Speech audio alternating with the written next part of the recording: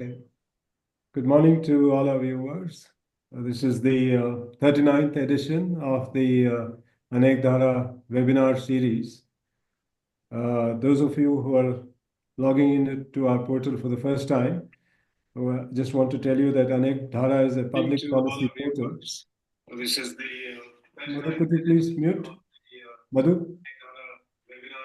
Madhu? Madhu? Could you please I muted him, mute? sir. Oh, sorry, yeah. I'm sorry.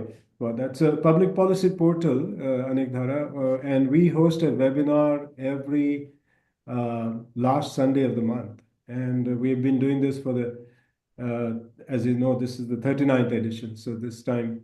And, on every time we pick up a issue of critical importance, and we've been very fortunate to get some of the best minds speak to us. And today is no exception to that. We have Dr. Anup Wadhawan, former Secretary Commerce, Government of India. Anup has over 40 years of experience in the areas of public policy, public and developmental administration, public service delivery, and regulation. He served in the Indian Administrative Service in UP and Uttarakhand cadres, and had a 3-year stint at the World Bank. In the Government of India, he served in the Department of Commerce, Economic Affairs, and Financial Services, and of course the Prime Minister's office, handling subjects like foreign trade, capital markets, and the banking, insurance, and pension sector. He was on the boards of IRDAI, Bank of India, and the PFRDA in his last assignment in government when he was Commerce Secretary. He's a keen student of economics. He studied, he did his bachelor's in economics from Hindu College, and then a master's from Delhi School of Economics in 1985. And after joining the Indian Administrative Service, went on sabbatical to Duke University and got a PhD in economics from Duke in 1997. He has written extensively, and he's a very popular, he's invited to speak at various places. And we are lucky that he has found time to speak to us also today. So welcome, Dr. Wadhawan. Today's topic is growing trade unilateralism, US-China rivalry, and India's prospects. So we thought this was a good topic to discuss today because with the arrival of Donald Trump in the US, there is a feeling that there's going to be disruption in the world order as we know it currently, and especially when it comes to trade policies and agreements. So is it going to be a whole lot of unilateral decisions? Is it going to be reciprocal tariff regimes? What it's going to be is something we will learn today from Dr. Wadhawan. And China being a major player in the world trade, how does that Trump's policies affect China? Because there is some evidence that countries like Vietnam and Mexico are gaining at the expense of China when it comes to exports to the US. But does India have any prospects in this entire story? And one of the things that may be of concern is that India's manufacturing sector has actually been on the decline. So will India be able to capitalize on anything that emerges out of these changing world scenario? So all of these questions and more, probably Anup will tell us a lot more about all of that. And so I'm going to hand over to Anup. For those who are viewing and listening to us, you can post your questions on the chat in the YouTube channel. We will then, at the end of Anup's talk, we will take them up and request Anup to answer those questions. So over to you, Anup, and thank you for joining us today. Thank you, Badri, for the very kind introduction. Needless to say, I'm delighted to be here interacting with a very distinguished audience. And my thanks to the organizers, to Madhu, Badri in particular. As you said, the subject matter is very topical. Growing trade, unilateralism, US China rivalry, and India's trade prospects. And we are discussing this issue at a time when a recent trend towards unilateralism, uh, inter-country trade wars, that trend has in some ways accentuated and come to a head with President Trump's second term. And it seems today that it is unilateralism and it's a trade war essentially between the US and the rest of the world. It is beyond US China and it's a trade war with the rest of the world. In some ways, if you trace the development of the global economic order post World War II, then we are not really surprised by where we have landed. The signs were always there, and the movement in this direction was always there. So let's just look back a bit. If you look at the post World War II period, the world emerged from World War II somewhat chastened, and the developed countries, through their own experiences with Nazi Germany, had some sense of slight remorse at the plight that developing nations had faced with colonialism. And we saw the US, I think President Roosevelt telling Churchill that after the war, the colonies would have to go. And there was some indication that a new, global economic order, which would accommodate and to some extent support developing countries in their developmental ambitions and in some senses make up for the deficit, that huge deficit that colonialism created. So you had institutions like the World Bank, IMF. You initially had the General Agreement on Tariffs and Trade, GATT, followed by WTO. And this was an effort to create a rule-based, development-focused, and inclusive global economic order. There were aspects of these arrangements which were development focused, which were rule based, and there were elements which made that order somewhat inclusive. And the WTO in particular was an unprecedented body, in the history of the world in that sense. It was based on a developmental focus, the WTO, and it was based on inclusivity, based on a rule making by consensus. So WTO involved rule making by consensus, and to that extent, every country essentially had a veto power. WTO, every country had a veto power. Any single country could stand up and oppose something, and it would not be adopted. You had, a credible enforcement mechanism through the dispute resolution process and uh, a two-stage dispute resolution process.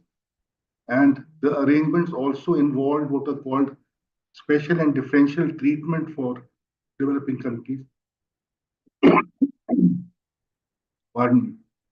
So special and differential treatment and less than full reciprocity. These were two aspects of the WTO arrangements where the special circumstances of developing countries were to be factored in terms of what kind of obligations they had to take up as part of international agreements. And so the intentions appeared very noble, but unfortunately, as it went through implementation and actual operation, there was a huge gap between the de jure intention and the de facto outcomes that resulted in this system. The rules, for instance, were very legalistic in their conception and very legalistic in their implementation. Developing countries didn't very often have the wherewithal to negotiate with strength, negotiate with an understanding of the issues. And, as a result of that, a lot of the agreements were tilted against them. developing countries also came under pressure from the developed world because, many of them, the African nations, 80, 90% of their budget was coming from the developed world. So they also came under pressure and some, very unfair agreements also got adopted. For instance, the agreement on agriculture, which allowed the Western nations to keep their subsidies as the aggregate measure of support, AMS, and apply those subsidies individually across crops and for the sector as a whole. So you had countries, giving 50 to 60% of the value of production of a crop as support. For instance, cotton, US support to cotton, US support to soybean.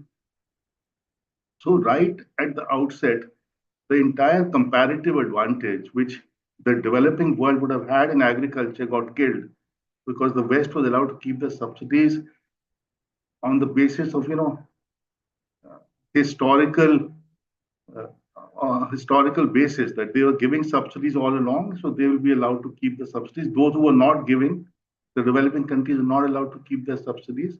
And India, for instance, got a de minimis of 10%, which means 10% of the value of production can be the subsidy across the sector, agriculture sector, and 10% can be applied individually to a particular crop as a subsidy. So our subsidies curtailed at 10% in the aggregate and 10% across individual crops.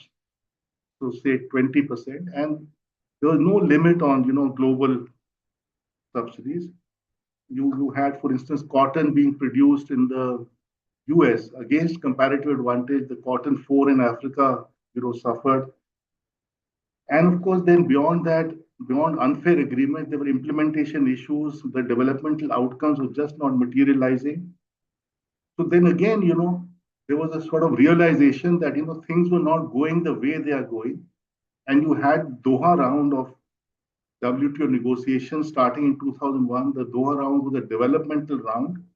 And the idea was that you will negotiate agreements which would help developing countries to develop. And you would overcome the implementation issues of the past as to what were the implementation issues which were preventing, the developmental outcomes emerging from this global economic arrangement. And then again, as the Doha round proceeded, we discovered that it was mere lip service. And the undercurrent in the developed world was that developing countries follow imprudent policies. They don't use market-based principles, and they have an outdated traditional agenda, agriculture and stuff like that. And so it is not in their own good that this development agenda should be maintained. There was a push for new negotiation issues. The Singapore issues were there, investment, competition policy, government procurement, transparency, trade facilitation, e-commerce came later. So then again, in a sense, the Doha agenda came to be sidetracked and these new issues came up. And then in Nairobi, the ministerial conference in Nairobi in 2015, the Doha agenda was formally jettisoned because the world adopted a sort of resolution at the end of the Nairobi ministerial conference where it said that there was huge differences in the Doha development agenda. So the development agenda got killed. And so you reached the stage where the new rules were going to be rules which were being pushed by the developed world, and developing countries' issues, their developmental deficits were pushed to the back burner. And there was also push towards non-trade issues, all the non-trade issues which developing countries had kept out, like, environment, labor, gender. We had carefully kept them out of the trade agenda, that they have their own place. You have a parallel track for climate issues, you have a parallel track for environment issues, you have a parallel track for labor through the ILO, but don't mix them with trade and don't use them as levers of trade. But the West brought them in to trade agreements as levers that would impact trade. And the expectation was that while it took the West 200 years to reach those standards, whether it was environmental standards, labor standards, gender, expectation was that developing countries shouldn't wait. They should reach those levels virtually overnight. And to the extent they don't, they should face some, impact on their trade. So you now have, for instance, the European Union carbon taxes coming in, and in a sense, the comparative advantage of developing countries is again killed, because the comparative advantage flows from the fact that different economies are at different stages of their life cycle, and that difference creates comparative advantage. So to the extent India is not right there on environmental issues, we will reach there, maybe in 15 years, 20 years, 30 years. And that is how trade has evolved over time. So not only was the developing country agenda killed, but non-trade issues were brought in to kill the comparative advantage of countries. And parallel to this entire line of thinking was this feeling that, the countries who are succeeding somehow, in spite of all this, are cheating. So in the 90s, Japan was cheating, and there was a huge tirade against Japan in the US, and all these voluntary export restraints, VERs, were imposed on Japan. They were forced to invest in automaking in the US. And then subsequently, it was China, that the Chinese are cheating, they are copying everything, they are forcing transfer of technology. So anyone who succeeded was cheating. And of course, the West and the developed world had developed honorably, and colonialism was nothing but their spirit of adventure getting manifested, and something to be praised and something to be proud of. Chinese are, and so the response on this track was unilateralism. So unilateralism really came in to deal with countries you thought were doing too well for your own good, and they were cheating. And of course, in WTO law, trade remedies are available. If someone is dumping goods, there's anti-dumping duties. If someone is subsidizing goods, there are countervailing duties. If their import surges for no reason, then again, there are safeguard duties.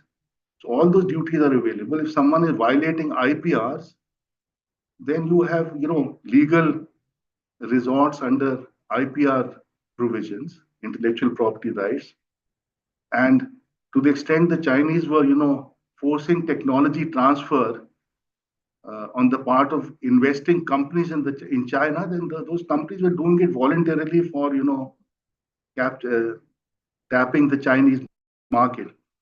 But anyway, those arguments, of course, don't stand any ground when the self-interest of countries is involved. And you had, in Trump's first term, he started off with those security duties on aluminum and steel, and then he imposed duties on China, then came to some sort of understanding. He threatened Canada and Mexico, and redid NAFTA was redone at that time. And now in Trump's second term, whatever was left to be done, he's done that. Reciprocal duties and threatening the entire world with, duties. And, along with this, one other development that happened was that the dispute resolution system of the WTO was allowed to collapse. In the appellate body, America did not allow nominations for retiring members to be replaced. So by 2019, the appellate body came below the required quorum of 3 members and ceased to function. So now if any dispute happened, you would have the WTO panel deciding the dispute, but then the losing party would just appeal into the void. The appellate stage was a void. So you appealed into the void, and it would be pending there indefinitely because the appellate process is not going to function. So in a sense, the dispute resolution also, got killed. So now you were at a stage where WTO negotiations were at a standstill. There was pressure on countries to accept the new issues, e-commerce, investment facilitation, etc. And to the extent multilateral was not working, the West was willing to go forward on a plurilateral basis that a core of 70, 80 countries could go ahead and form those rules. And of course, unilateralism was there completely. And to the extent unilateralism was violative of WTO rules as it is, the rules did not exist effectively because the appellate process was killed. And so in a sense, we've entered a post-WTO world. But we need to remember, for the economically weak, the rules remain. For instance, the rules on bound rates, that you can't raise your tariffs above the bound rates. US has been violating them because they have economic strength. But if countries like India violate bound rules, then there'll be retaliation. Even if the case cannot go to get decided in the WTO, a powerful economic trading partner will retaliate against you. So the rules are there to the extent they're convenient for the developed world. They want them there because you don't want everyone doing to you what you are doing to them. So they will be made to follow the rules, but wherever the outcome is not acceptable to the developed world, then they will violate those rules the way Trump is doing. So we've come a full circle. This post World War II sentiment of concern for the developing world was basically, just talk, and it was just cosmetic. And now we've come full circle, and it's the self-interest of countries that matters. And to the extent you have the economic strength to push your self-interest, then you can go ahead and do it. To the extent you're weak and vulnerable, you have to, be strategic and careful in how you deal with the world. But just, for a moment, looking at this whole issue, which is the basis for Trump's actions today, his whole belief that the world has been unfair to the US. And countries like India have exploited the US through high tariffs. Let's look at that briefly as to how much sense that makes. The issue of reciprocal tariffs. Now that is WTO violative.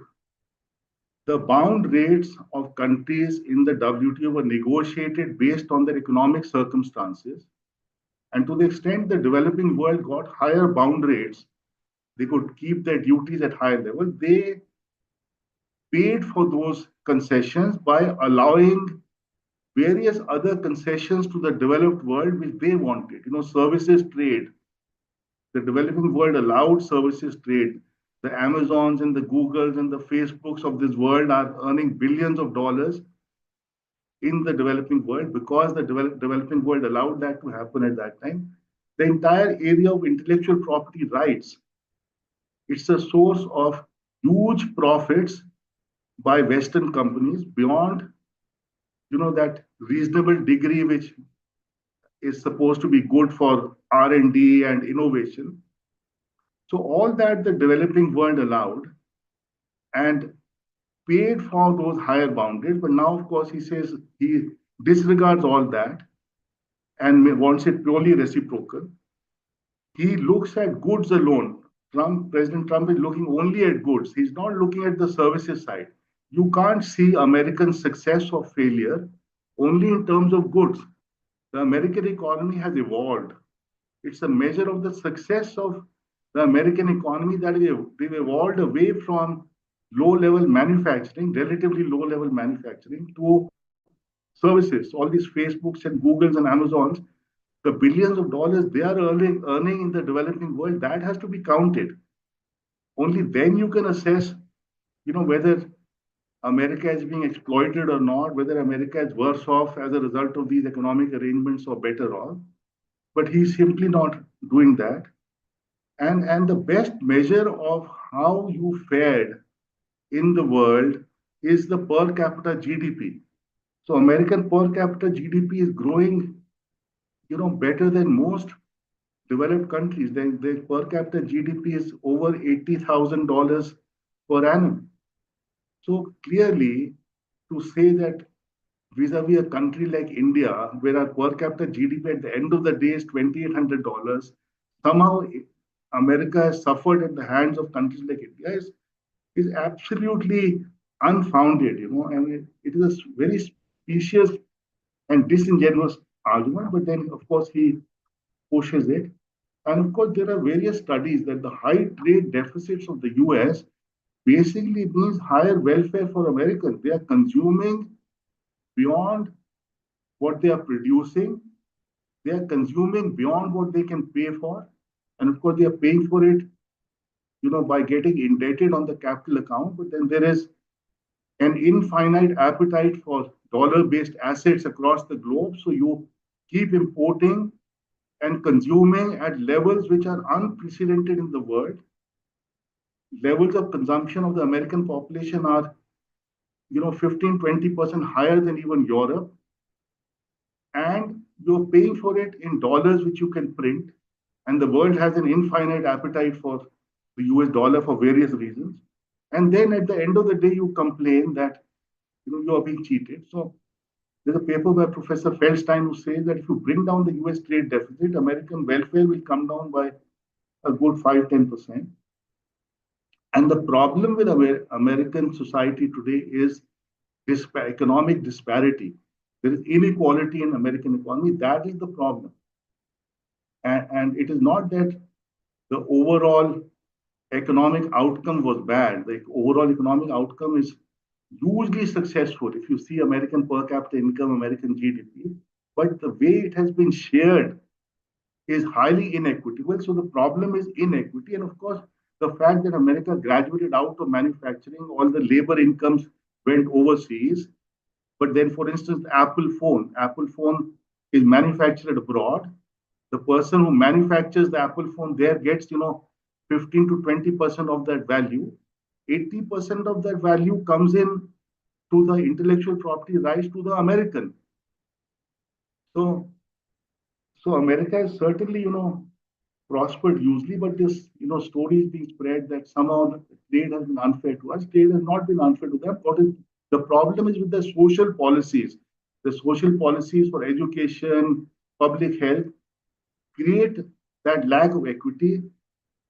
A large fraction of the American population cannot be part of this new modern economy. And President Trump, of course, is promising that I'll bring you the jobs of yesterday. I'll bring you jobs in steel. I'll bring you jobs in auto sector.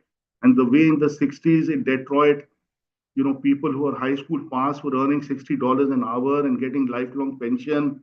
I'll bring those days back. Of course, he can't bring them back.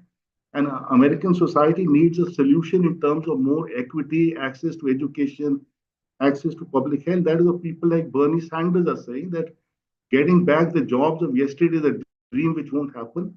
Preparing people for the jobs of tomorrow is something which can happen. But then, of course, Sanders is labeled a socialist, and those things are not going to happen. But the American society will learn the hard way that ultimately they have to, deal with the lack of equity in American society. And President Trump ultimately will undermine a huge American success story. It's a success story which is unparalleled. And you paint it as being exploited by the developing world, and you do things which are not going to help you, and you are actually going to undermine that success story. For instance, and even dealing with issues like inflation, putting tariffs, the last thing it will do is, lower the inflation rate. Immigration. Now, immigration, he's randomly started, throwing out people who don't have papers. And American businesses are already feeling the pinch. Agriculture, small hospitality businesses, including his own, Mar-a-Lagos and all those. So neither this tariff business is going to help inflation, nor is this immigration business going to help the US economy. And even at the higher end, where the H1B visas come in, there again, he's going to make things difficult and, make it difficult then to compete with China on the technology front. He's talking about, competing with China on technology, on AI, etc. But then if you make it difficult for, talented people to come in, so ultimately, the US is going to learn the hard way that they will actually undo an unparalleled, overwhelming success story they've had. It is not a story of exploitation by anyone. And of course, the world will hit them on services. If you see the Chinese reaction, they put some, Google under scrutiny. There are some antitrust, investigations this time on Google. The moment the US, countries like China and maybe EU hit them on services, then maybe it will be realized that you have to look beyond goods. You can't just look at goods and paint a partial picture. Okay, so now to come to the final part, what are India's options? You see, this is something which is there. And my personal belief is that why are we surprised?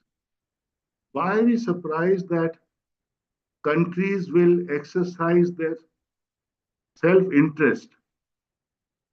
There is no better side to a country. There might be a better side to a human being somewhere that you appeal to, but countries will be driven by self-interest. If they have economic clout, they can shape things in a certain direction, fair or unfair, they will do it. So why are we surprised?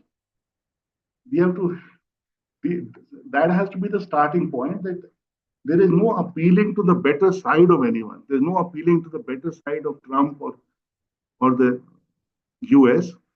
And of course, we have been trying to do that. We already, made some concessions, lowered some duties, promised to buy the oil. But then in a negotiation, you never unilaterally give concessions. They will get swallowed. They'll get taken out of the calculus. And then your negotiation will start from that point, where all your concessions you've given unilaterally have been swallowed up. And you now start negotiating from a clean slate and give something beyond that for what you get. So what are the options for India? So if you look at our trade with the US, our exports to the US are $87 billion out of our total of 437 billion or so, the most recent numbers. So it's a significant chunk. So we are clearly, vulnerable in the short run. And of course, our trade surplus with the US is $45 billion, which is again significant given our chronic, merchandise trade deficit that we have with the world. The further unfortunate part is that our exports comprise goods for which demand is quite elastic. For instance, engineering goods. Our engineering goods are, lower order in terms of technology. They're not at the cutting edge of technology. So the demand for them is fairly elastic. And if the US puts duties on, let us say, our engineering products, then, our supplier will have to bear the brunt. He'll have to absorb the tariff and, lower the price. Similarly, refined petroleum products. There again, there are numerous suppliers across the world. So demand for our, petroleum products is quite elastic. If President Trump puts duties on our petroleum exports, it is not going to impact American consumers much. They will buy from somewhere else, and the Indian supplier will have to absorb the tariff. Similarly, for instance, gems and jewelry. Gems and jewelry, again, the demand is very elastic. You put a tariff, people will stop buying it, or people will buy some other jewelry from elsewhere. They'll buy from Sri Lanka or Pakistan or Thailand or whatever. And similarly, textiles. So we are quite vulnerable in terms of the volume. Of course, there is some study that if the tariffs are strictly reciprocal, then it might not matter much. For instance, if he puts tariffs on pistachios at our level of tariffs on pistachios, then in any case, we are not exporting pistachios so it won't matter much. So if he puts our tariffs, then some of our products might not be impacted because our own tariffs are low. But that would be a rare case. My feeling is that on things like engineering products, things like textiles, our tariffs are quite high. So, so to say that, and then he's not going to follow a dictionary meaning of reciprocity. He's going to follow an effective meaning. That he's going to put tariffs where they will hurt. He's not going to say that, well, you know, for instance, India's textile tariffs are low, so I'll put that low tariff and leave Indian textile exports unaffected. So I don't think he's going to come in for a dictionary meaning for reciprocity. So we have to be prepared that unless we negotiate, these tariffs are going to be adverse for us and they're going to impact us adversely. And now, so what are the options? One is, you negotiate on an MFN basis. Let us say there are 10 lines of American interest, and on those 10 lines, you lower your duties on an MFN basis. Now, that might be okay in a limited manner. Let us say on motorcycles, you want to reduce duties, you do that. But then, if it's a large number of products, then doing it on an MFN basis might be a problem for us, which means that tariff concession applies to the whole world, not just to America. And of course, then it might not benefit America also.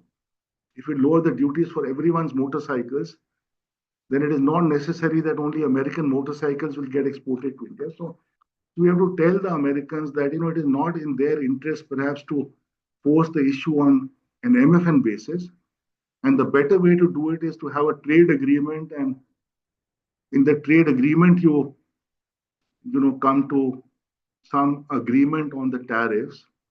They give us some concessions on tariffs. They give us some concessions. Let us say their duties on textiles are high. India would like lower duties on textiles. So America gives us lower duties on textiles. They make market access for some products easier. A lot of our agricultural products face access issues. And then we lower our duties for the Americans. Now, the only risk in, a trade agreement is that it can become very extensive. It can be something on the lines, say, of a TPP, the Trans-Pacific Partnership, which has all sorts of modern rules.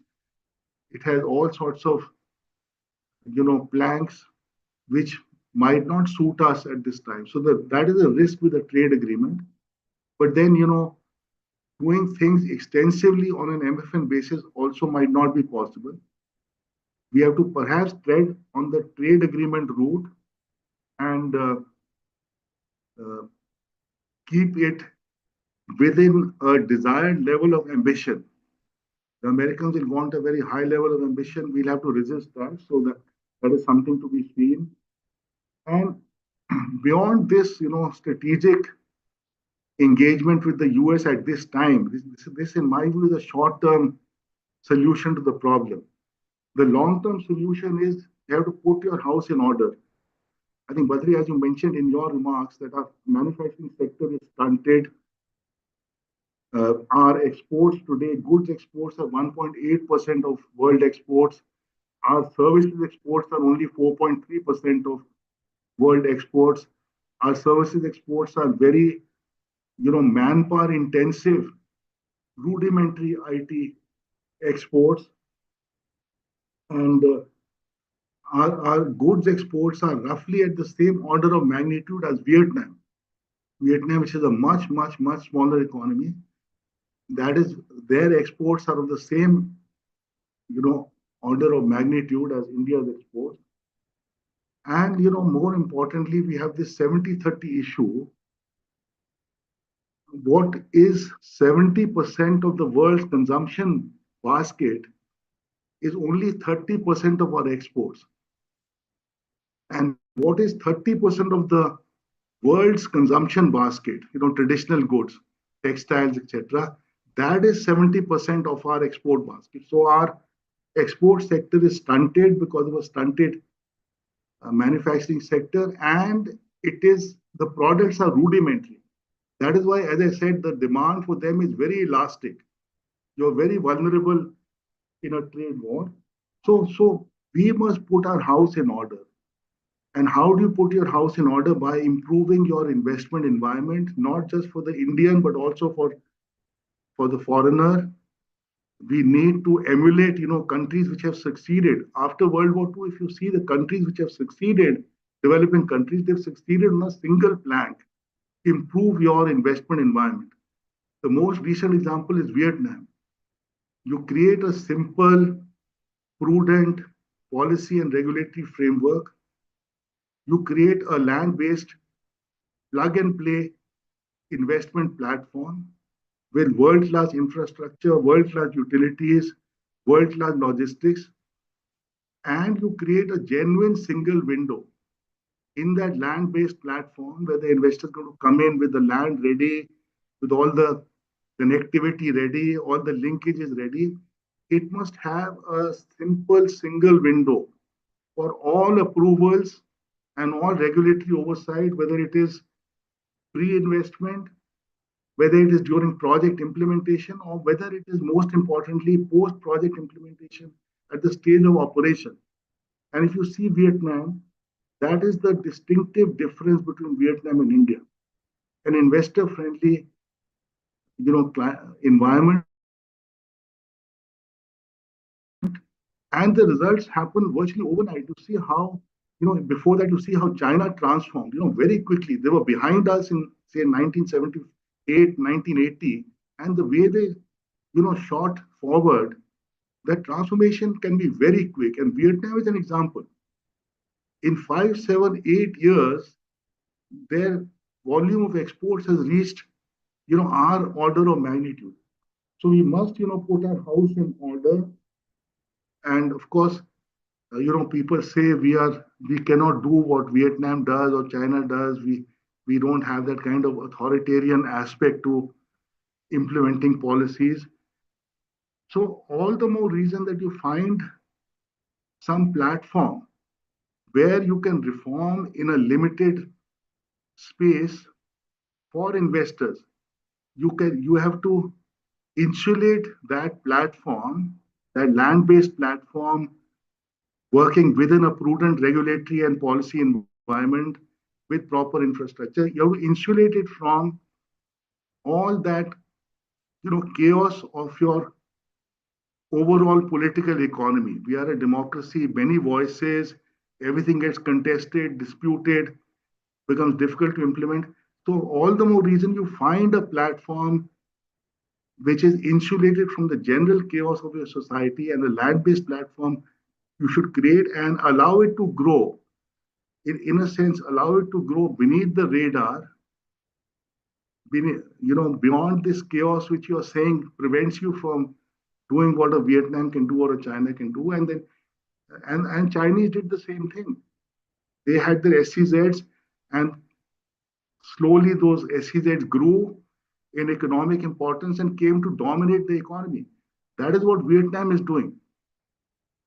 Those pockets of excellence are growing and will come to dominate the Vietnamese economy over time. And that is how we have to do it.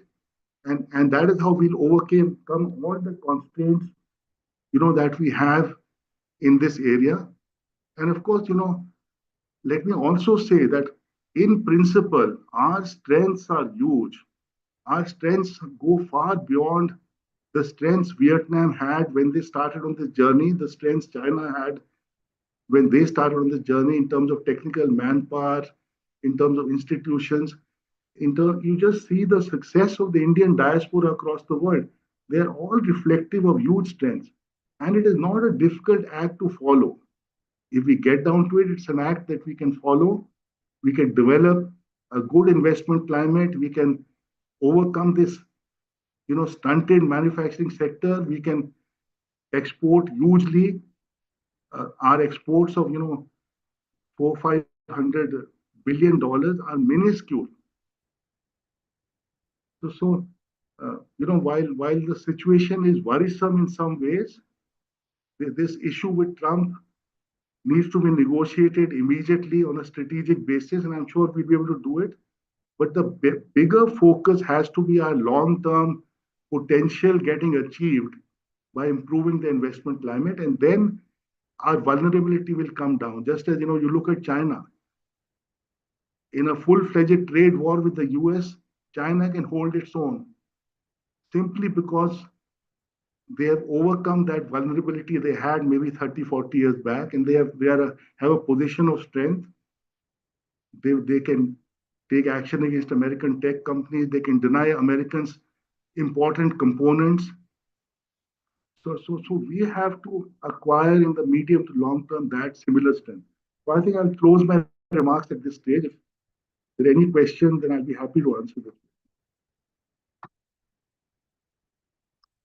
Thank you very much, Anup. That was really such a revealing talk. And I mean, you gave us the perspective so well in the beginning, and then and gave us a new way to look at the entire, issue, which at least I have not read as this kind of a viewpoint presented so cogently in the past. So thank you very much. Thank There you. are quite a few questions for you, and some of them would probably fall into the area of foreign policy itself. But let me pose some of the questions directly on trade first.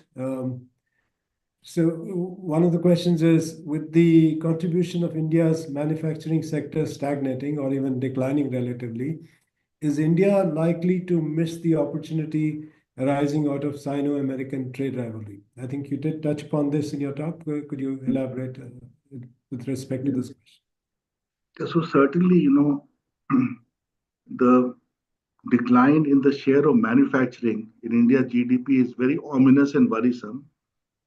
It shows that we are traversing in exactly the reverse direction compared to where we need to go. And certainly it means that India will not exploit the opportunity coming out of the US-China trade wars, opportunity in terms of exporting goods to the US, which they were getting from China, because you are not producing those goods. What is China exporting to the US? Electronic goods, electronic components. You are just not producing all that. And nor are you in a position to supply to China what they are getting from the US. What is the US exporting? Soybeans. Soybeans is a major export, but we just don't. We are producing some soybean, but we don't have the capacity. Who is going to benefit? Countries like Brazil, Argentina, and all, they'll benefit. And this was true even during Trump's first term. We studied the question very thoroughly.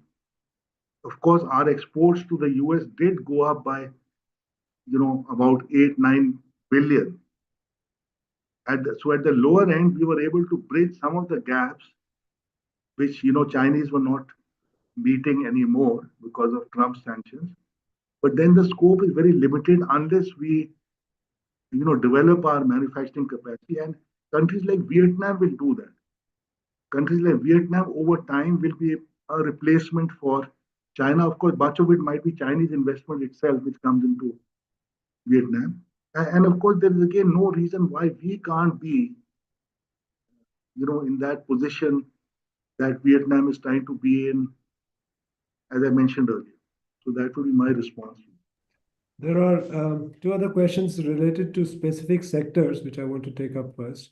One is about the pharmaceuticals. So the question is, what will be the impact on Indian pharmaceutical exports to US as and when tariffs of 25% are imposed, and how should India respond? And I'll also pose the other question, which is on defense. What would be the impact of defense imports from USA? Could you elaborate on that? So these two, could you take up pharmaceutical? Yeah, so pharma, of course, we are significant exporters of generic pharma to US, and those exports are vulnerable to a large extent. I think our price advantage is a major factor there in those products getting exported. Of course, also the quality of our products, has over time evolved into very good quality.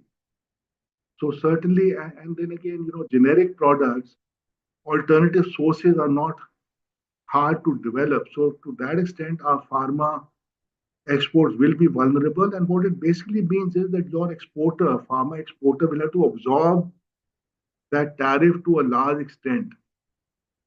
So it will be detrimental. It is not as if there will be a catastrophic decline in our exports. There will not be a catastrophic decline, but in terms of price received by our exporter, those prices will come down.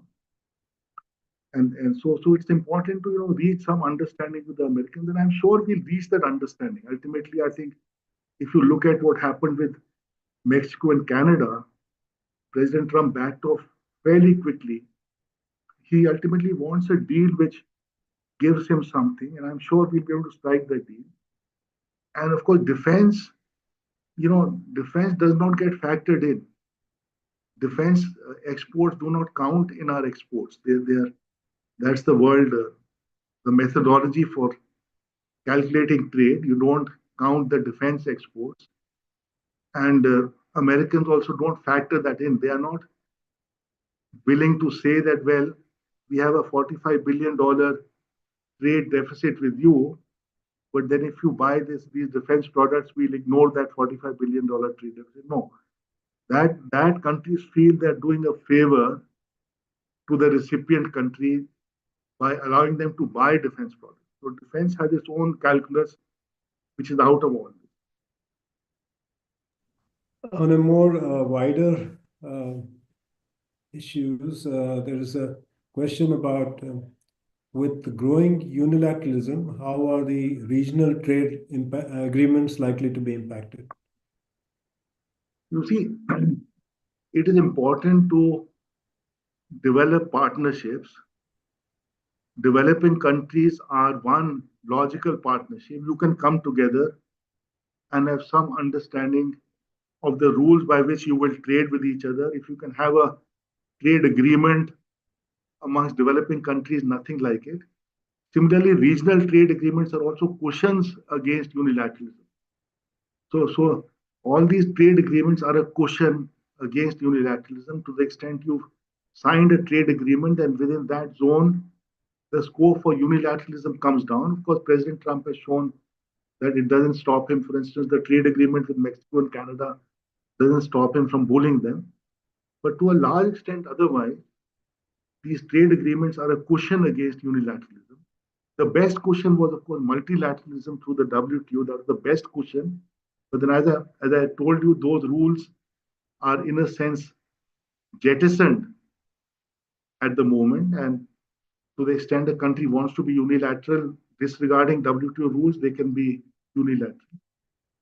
But I see the regional agreements as a cushion against unilateralism. In that context, would you like to say anything about the threats to BRICS from Trump? See, BRICS, President Trump should realize the strength of the US dollar is not coming from the fact that the trade is denominated in dollars. The strength of the US dollar is coming from the fact that the world has faith in dollar denominated assets. When there's a global financial crisis caused in New York, people are rushing in to buy financial assets in the US. It's a safe haven. So you can, nominally trade in any currency. Let us say India can say we will trade in rupees only. And countries have to settle the trade in rupees. So the country will sell dollars, buy rupees, and pay you in rupees. But the country is not going to hold rupee reserves. The rupee will become strong when rupee is seen as a strong currency. Rupee denominated assets are seen as valuable assets with stable values. And then all the central banks of the world start keeping rupee assets as they've started keeping, renminbi assets and assets of various strong currencies. So President Trump doesn't realize that, even if BRICS starts trading in their local currencies, the US dollar will not be undermined till central banks of the world and citizens of the world have faith in dollar denominated assets. So let us say India will trade in rupees as part of the BRICS system. But then, when the payment comes in, they will keep it in dollars. The central bank will keep the asset in dollars. So here, President Trump's diagnosis that BRICS nominating their trade in local currency is going to undermine the dollar, that is a misplaced belief. He should ensure that the world's faith in American US dollar denominated assets is maintained.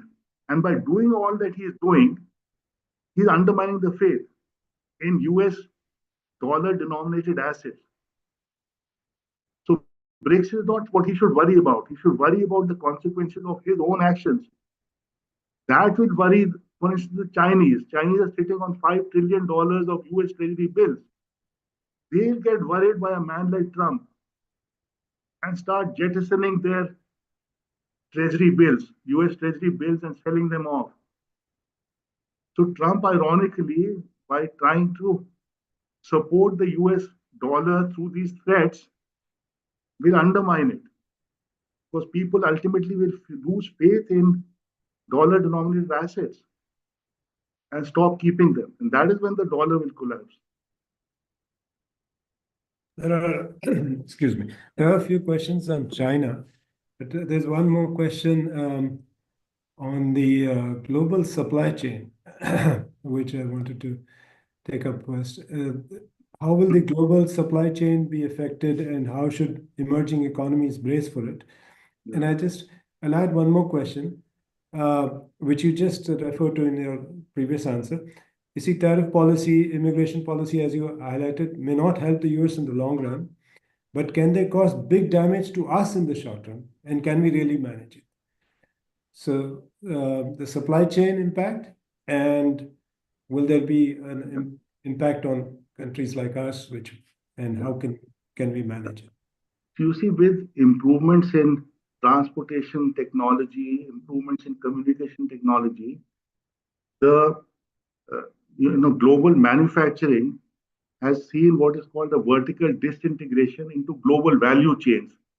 So product which was largely made in a single country is now made across the world, and that entire value chain has dispersed. So that reality is there to stay. The global value chains are there to stay purely on efficiency grounds. Every country cannot do everything efficiently. Some things some countries will do well, something other countries will do well. So the global value chain will be disintegrated.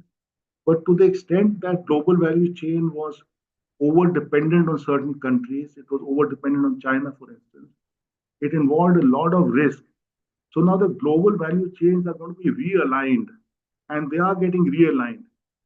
They will reduce dependence on countries involving political risk, and they will onshore part of it. Part of it is going to get onshored.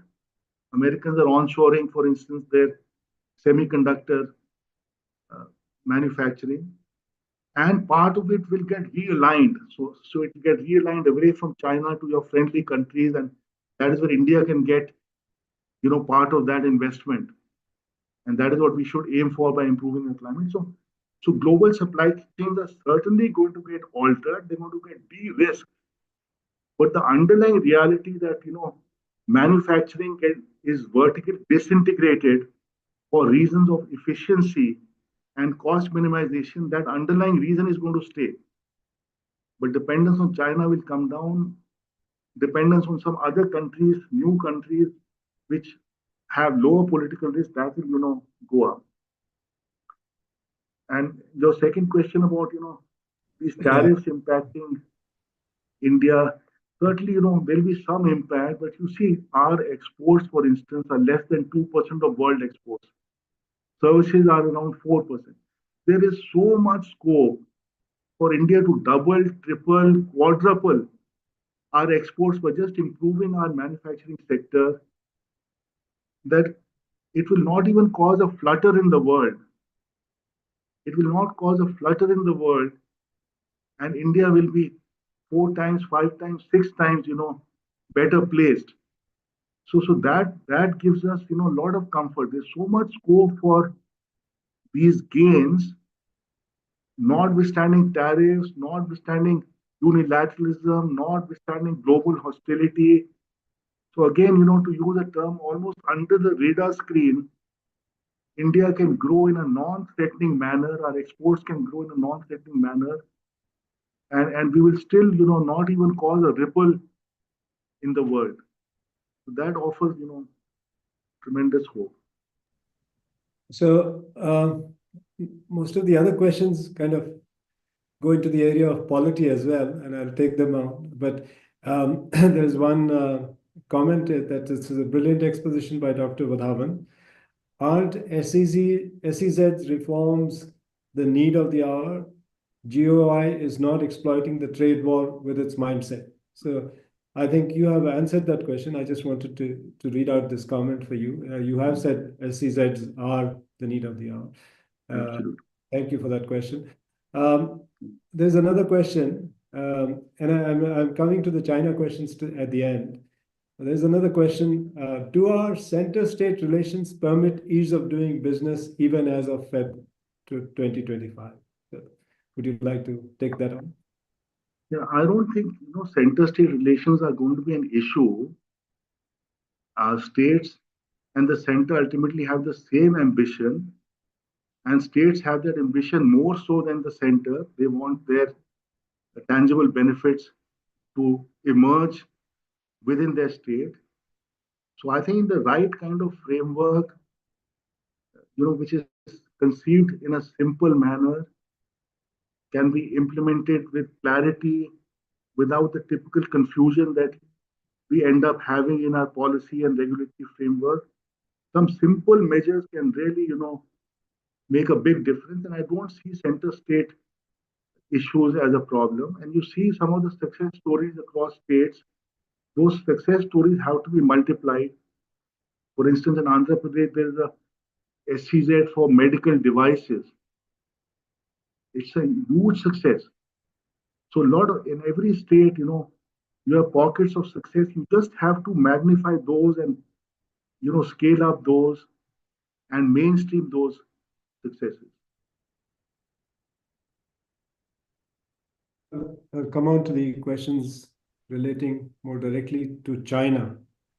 There is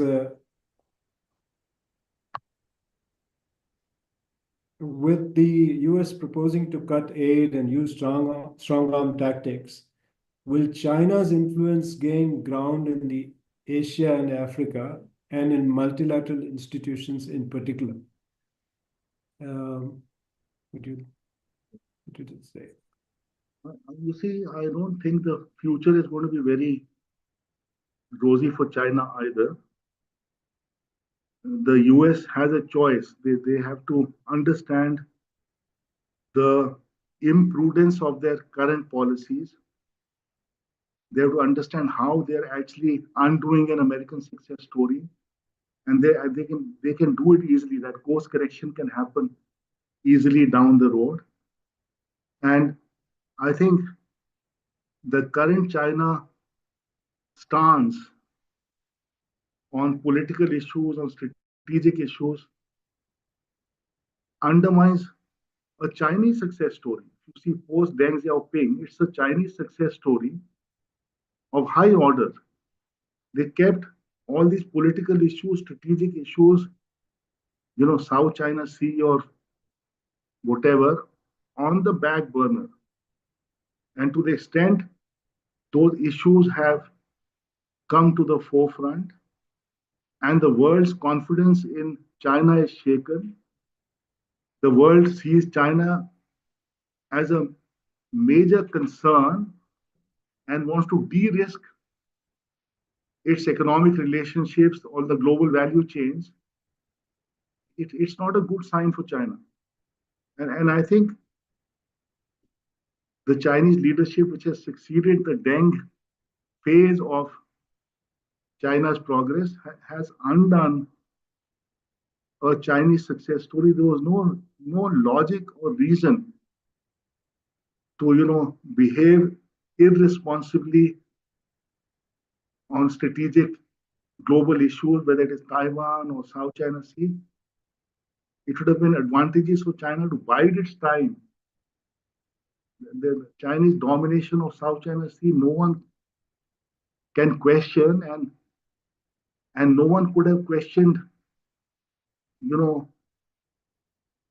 it could have been questioned even less if China had allowed its development process to continue happening.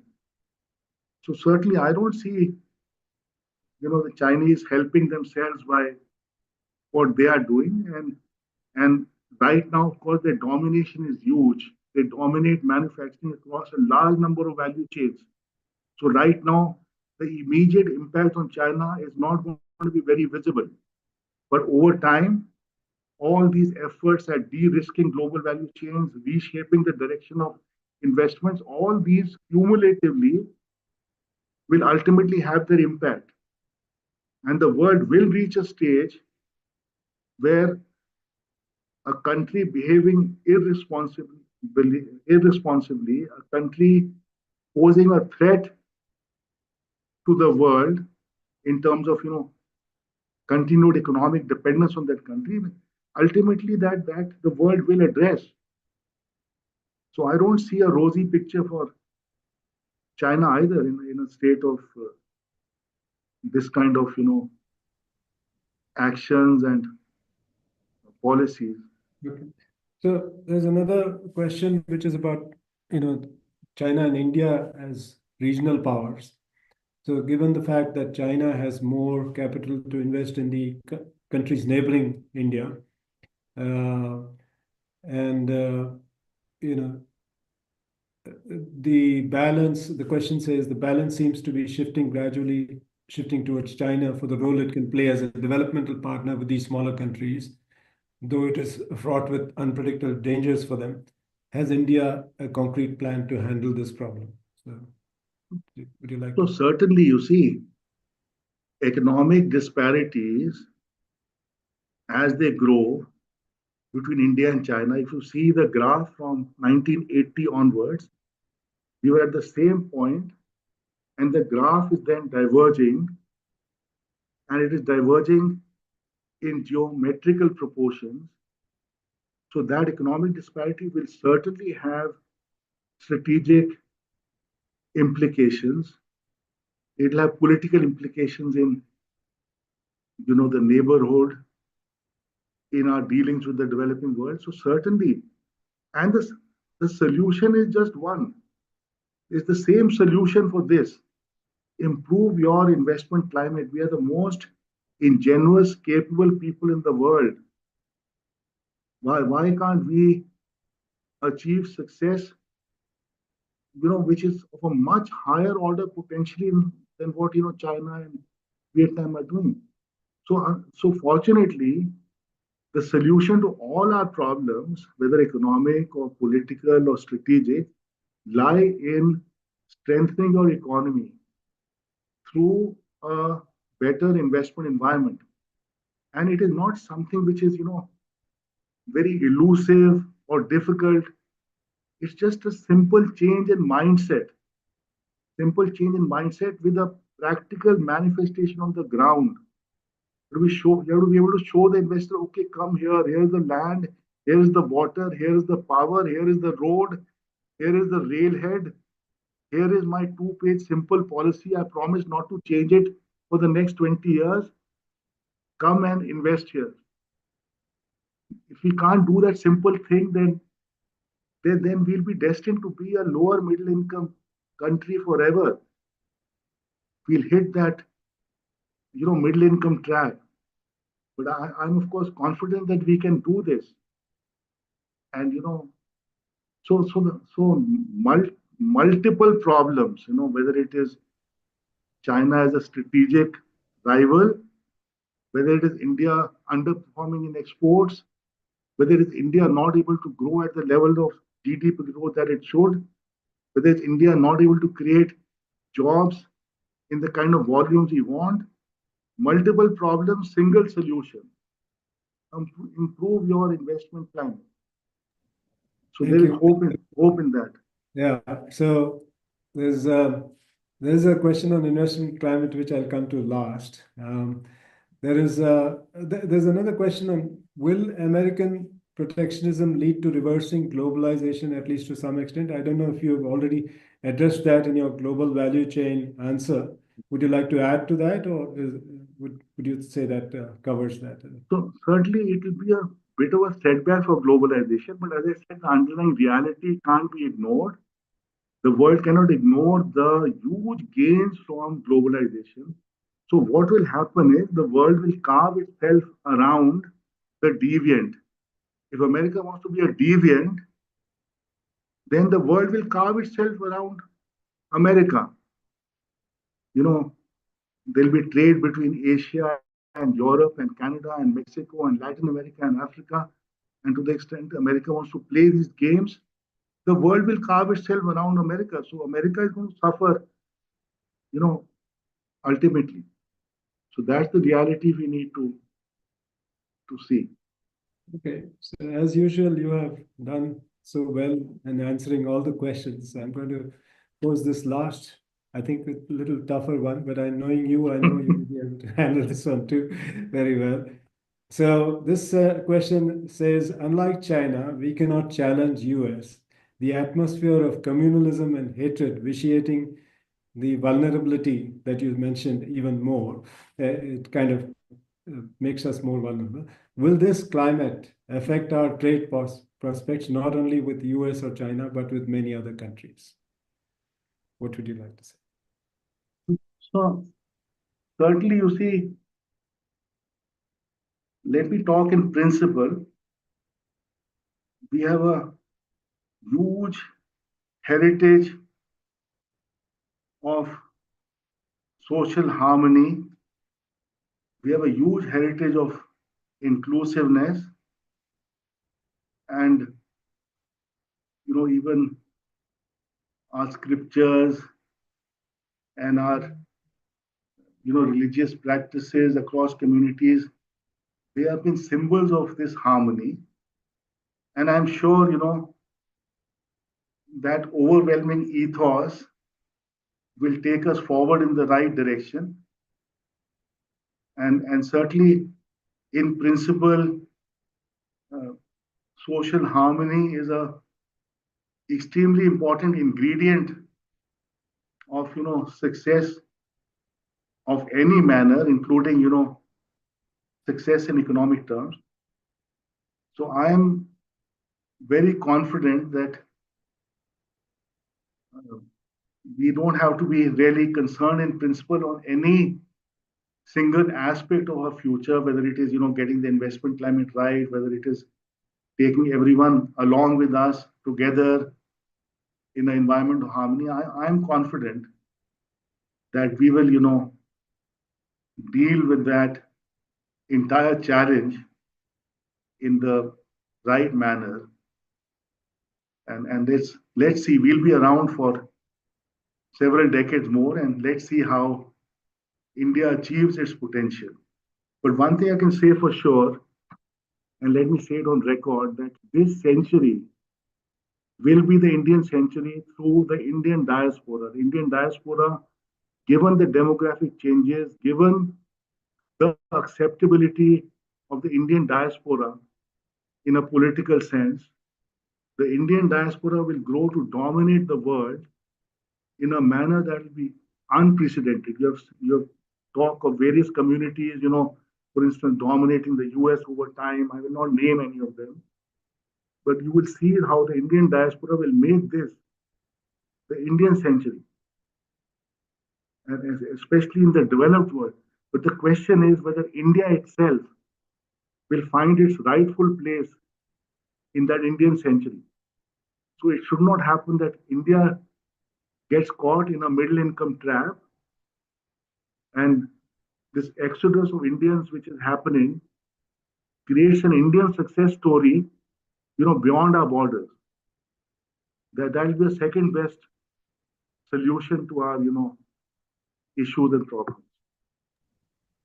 Thank you very much. It's been a real pleasure. And as we had one of the comments, it's been a brilliant exposition, and all the questions also you have given us very clear directions And as I said, it's a good Sunday morning with Wadhawan ki baat. Thank you. And Thank you. it's been a Thank you, pleasure. Badri. I will not dispute what you are saying, even though I think our long association gives you many biases in assessing. No, I think I speak for everyone listening and And I viewing can that I can decipher a you naughty are smile really on your face also. no, you have really made it so clear for everyone. Even if somebody was not a student of economics, it would make a lot of clear sense. So thank you very much, and thanks Thank on you. behalf of Anekdhara for having found the time to join us this Sunday morning and talk to us on this. Thank you. Thank you. My thanks to everyone who joined, and my thanks to all of you, the organizers. I Thank really you. enjoyed it very much. And Thank you. thank Thank you. you so And much. before I close, just to tell you that every last Sunday of the month, we have this webinar, and we will be announcing the next one very soon. And do join us for future webinars as well. Thank you, Anup, and thank you. Thank you. Thank you, Vinod. Bye. Thank you. Thank you. Thank you. Bye. Thank you, sir. Thanks a lot. Thank you. Thank you, Badri. You're welcome. Badri, well done. Very nice, Badri. Yeah. Wonderful. Yeah, Thank you. very simple and very, No, but it's like he was fantastic. very, It was he was very good. really He was crystal clear. so well informed, so Yeah. cogent, Clear. very good. Very clear, and it was almost like a class.